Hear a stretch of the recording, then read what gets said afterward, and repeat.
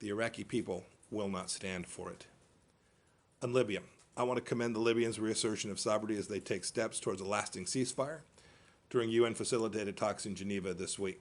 We repeat our call, the United States call, for foreign forces to leave the country and let Libyans decide their own future. We look forward to the upcoming Libya Political Dialogue Forum and to supporting the transfer of power to a new executive authority.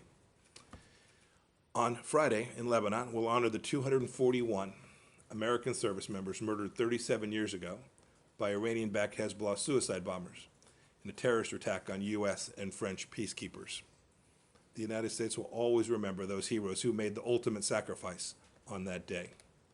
And we remain resolute in bringing their killers to justice.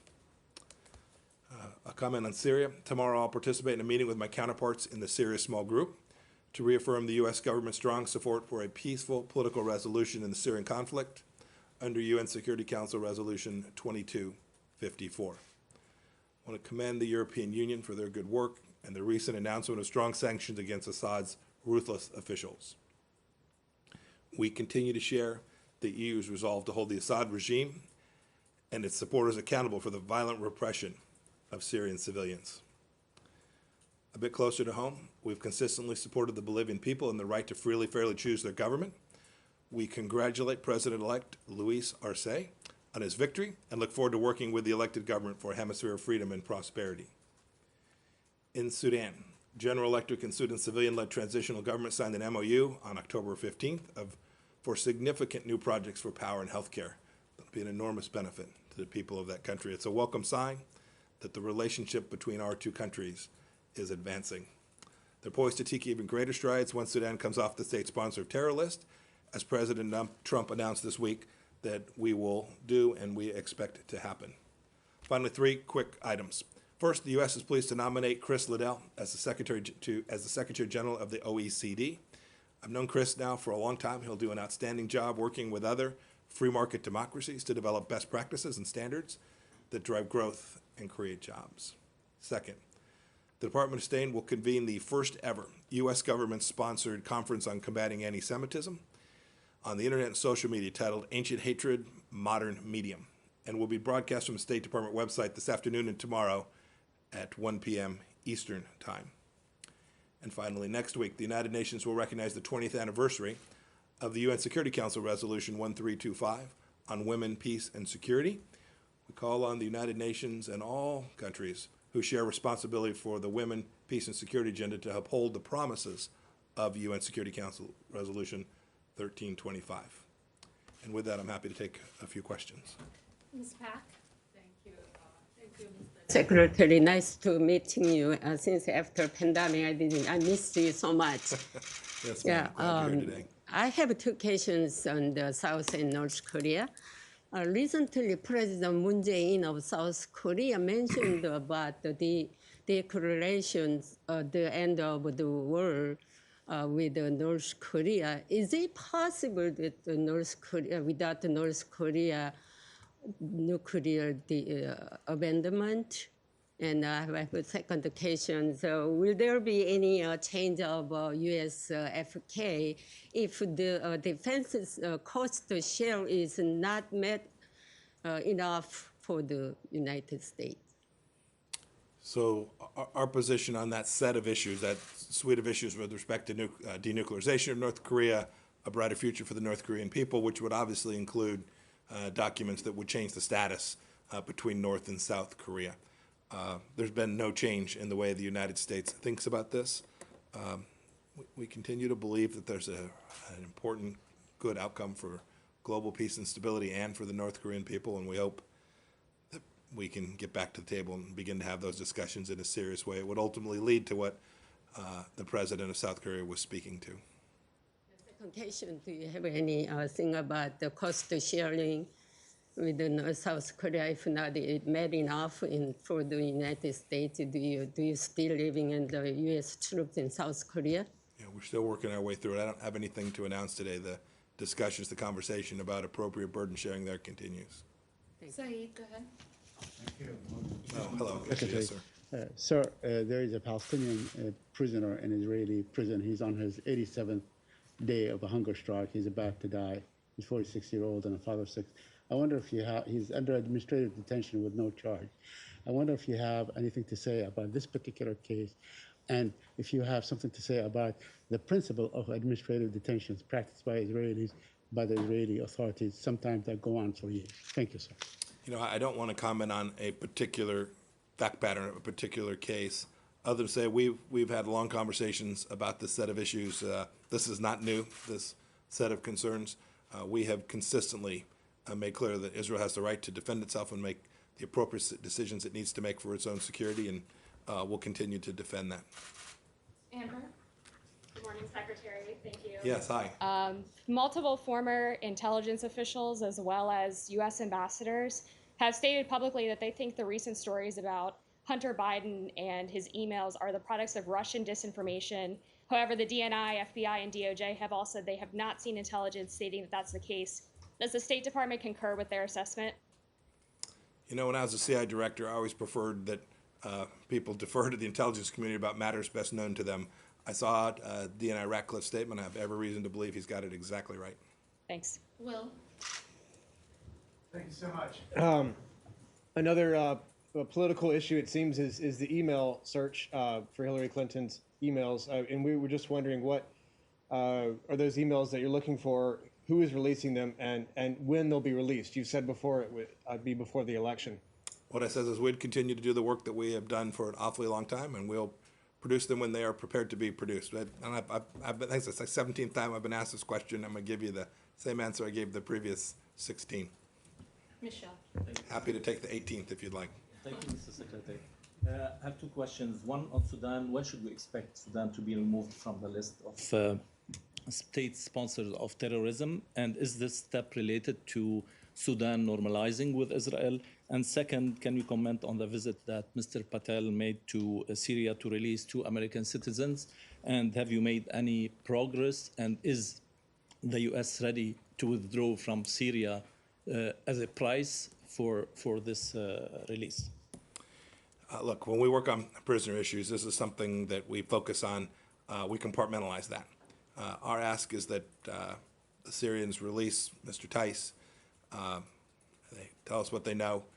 They have chosen not to do that so far. We'll continue to work for the return not only of Austin, but of every American that's held. We're not going to change American policy to do that. As the president said, clearly we don't pay for the return of hostages. We work to make the case that they need to get these people returned, and that is our expectation of every country, not only Syria, but all the Americans who are held in Iran. Every place we find them, we work diligently. We've had enormous success. Your first question was about Sudan. I don't know the precise timing, but we have begun the process to lift the designation of state sponsorship of terror. It's the right thing to do. There's been a lot of work done in this over the course of the first 3 years of the administration. We believe there's a firm legal basis for doing that, and we think that there will be enormous bipartisan consensus that that's the right thing to do. We also are continuing to work to get every nation to recognize Israel, the rightful Jewish homeland, and to acknowledge their basic fundamental right to exist as a country. That certainly includes Sudan, and we are working diligently with them to make the case for why that's in the Sudanese government best interest to make that sovereign decision. We hope that they'll do that. We hope that they'll do that quickly. We hope every country will do that quickly. Uni? Thank you. So I have 2 questions. First is, what do you expect to accomplish during this your visit to Indonesia? And the second is, what do you think about Indonesia's rejection to U.S. proposal to allow maritime surveillance planes to land and refuel there? And this proposal look like similar with Pentagon report that China wants to have that base for military logistics in Indonesia. So is there any connection with that? Is that this U.S. proposal is trying to push China away from Indonesia? Well, for the specifics, I'll defer to the Department of Defense about their conversations about particular military issues. Secretary S will be traveling with me to India, but not along with me to Indonesia. But I'm confident. He hosted the Indonesian defense minister, I think it was last week, here in the United States.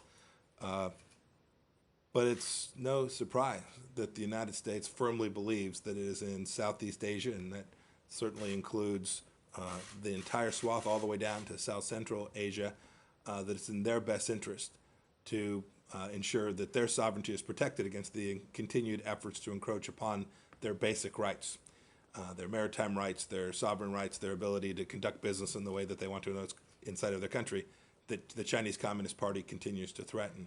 So I'm confident we'll talk about that set of issues on my trip, but there are important things that I want to go see both my counterpart as well as the Indonesian president to discuss, where I am very confident there are commercial issues, security issues, and diplomatic issues where the United States has already improved the relationship between the countries, but there's more that we can do. I know the Indonesians share our desire to make sure there's a free and open Indo-Pacific, and we want to make sure they know they have a capable, willing partner in the United States of America. Can you answer also? Oh, sorry. Let's go to the next one. Nike? Thank you. Good morning. Thank you. Hi. Hi. Armenia and Azerbaijan, what do you hope to achieve from your meetings on Friday with the foreign ministers from Armenia and Azerbaijan? Would the United States broker another ceasefire? And separately, if I may, on Taiwan and China, does the United States oppose unilateral change of the status quo in the Taiwan Strait as Chinese airplanes increasingly fly into Taiwan's airspace? And what are your thoughts about a strategic clarity to deter a potential Chinese invasion? Thank you.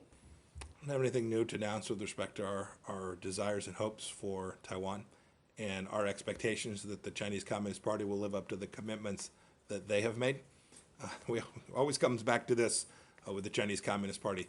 They've made promises. They've made commitments to the world. We've seen them break them just about everywhere. Right? We saw the promises they broke to the people of Hong Kong. We saw the promise they made to President Obama that they wouldn't put weapon systems in the South China Sea. They turned around and built out. I could go through the list of things that they have promised to do. They've promised to make available to the world enough information so that we could figure out how the heck the Wuhan virus got out. And they have continued. I spoke earlier this week with the two chairs of the organization that will be conducting the investigation. I must say, I am not hopeful that there will be a full forensic review of what actually took place there and how now hundreds of thousands of deaths and trillions of dollars worth of wealth have been destroyed by the Chinese Communist Party to hide what it was they were doing and why it was the case they locked down Wuhan but continued to allow flights to travel out of China and what actually did happen in that lab.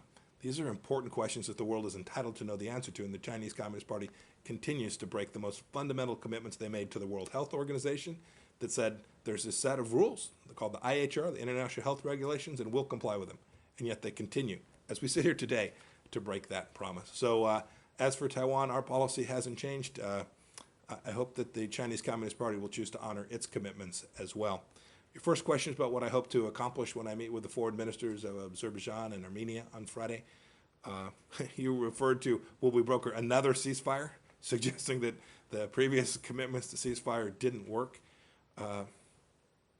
It's a complicated situation on the ground. It's a complicated diplomatic situation, and our view remains, as does the view of nearly every European country, that the right path forward is to cease the conflict, tell them to de-escalate, that every country should stay out, provide no fuel for this conflict, no weapon systems, no support. And it is at that point that a diplomatic solution that would be acceptable to all can potentially be achieved. That's what I'll talk to them about on Friday, and I'm anxious to hear from them what they're seeing on the ground and how we might get closer to what it is we think is not only in the United States' best interest, but in each of their countries' best interest as well. Good time for one more. Okay, Francesca. Hi, thank you. Hi, how are you, sir? Good, thank you. I wanted to ask you about injuries, afflictions that are experiencing some U.S. diplomats in Cuba, but also in China. And some of those in China are saying that the administration have been covering up these cases. What is your response to that, and what is the State Department doing for the protection of its diplomats? And why didn't you crack down on China over harming U.S. diplomats as you did on the administration did on Cuba? Yeah, that question's kind of like when you stop beating your wife, right? Right. Look, the reality is that many of the facts you just laid out there are wrong. I don't have a lot more to add to this. I've been working on this problem set personally for a long time.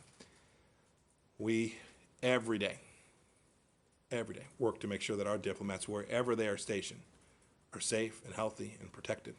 And when something happens to them, we take care of their medical needs, and we work to eliminate the risk and impose cost on those who may well have taken action to create that. That happened in every case with respect to every one of the incidents that you described there.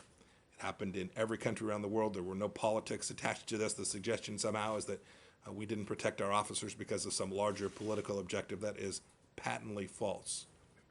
Patently. It's patently false. Clearly false. Unambiguously false. I emphasize this because this is really important.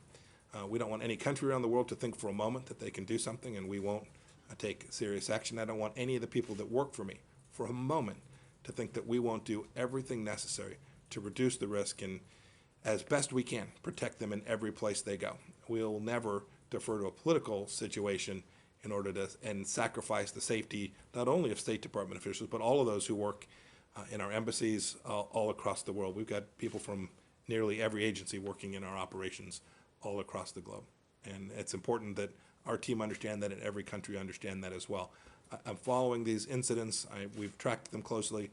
We've done a lot of work to try and identify how this all took place. And we continue to try and determine precisely the causation of this while doing our best to make sure we're taking care of the health and safety of these people. And if there are real medical conditions, making sure that they are completely and thoroughly addressed as well.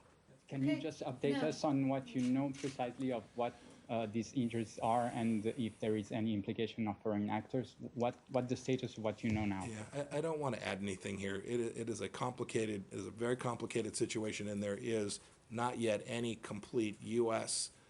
government analysis which definitively tells us precisely how these all came to be, whether they're part of a single cohort. It's a very complicated situation.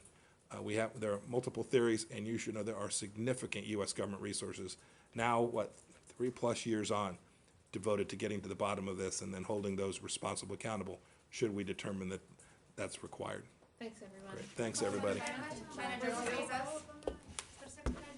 Thank you all. Have a good day.